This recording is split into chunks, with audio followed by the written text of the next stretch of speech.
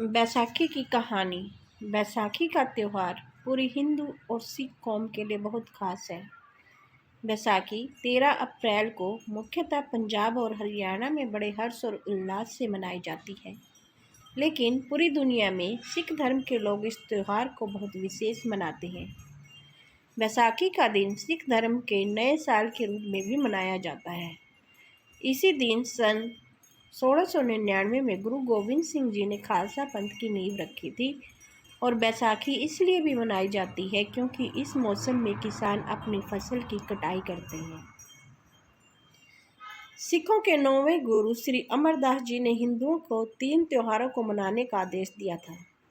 उन त्योहारों में थे बैसाखी, दिवाली और महाशिवरात्रि।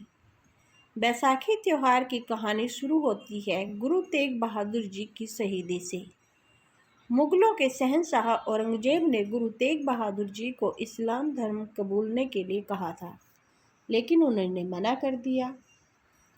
औरंगजेब को गुरु तेग बहादुर पूरी इस्लामियत के लिए खतरा लगते थे और इसलिए भरी सभा में औरंगजेब ने गुरु तेग बहादुर जी का सिर कलम करवा दिया था।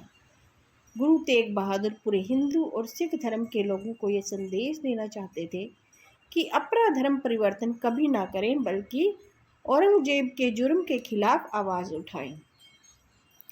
हिंदू और सिख लोग बैसाखी का त्यौहार गुरु तेग बहादुर की शहीदी दिवस के याद में भी मनाते हैं।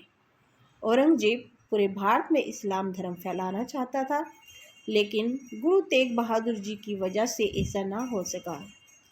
गुरु तेग बहादुर जी के बाद कई हिंदू और सिख धर्म के लोग औरंगजेब के खिलाफ खड़े हो गए और उसके खिलाफ हल्ला बोल दिया। गुरु तेग बहादुर जी की शहीदी के बाद गुरु गोविंद सिंह जी अगले सिख गुरु बने और बैसाखी के ही दिन उन्होंने सिख सेना बनाने का फैसला लिया ताकि औरंगजेब के जुल्मों के खिलाफ आवाज़ उठाई जाए।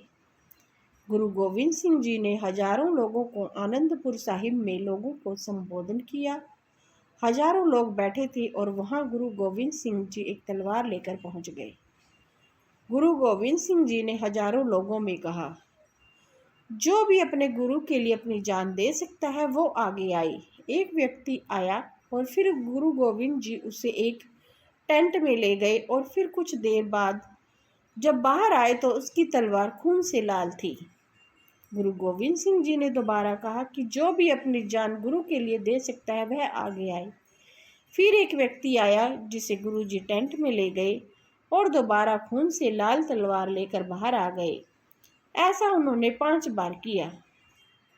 सभी लोग बहुत चिंतित थे कि गुरु जी ये क्या कर रहे हैं।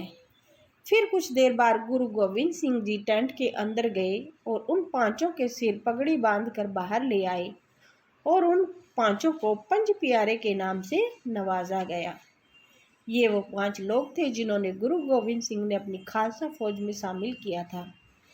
इसके बाद हजारों लोग खालसा की फौज में शामिल हुए और औरंगजेब को मुंह तोड़ जवाब दिया।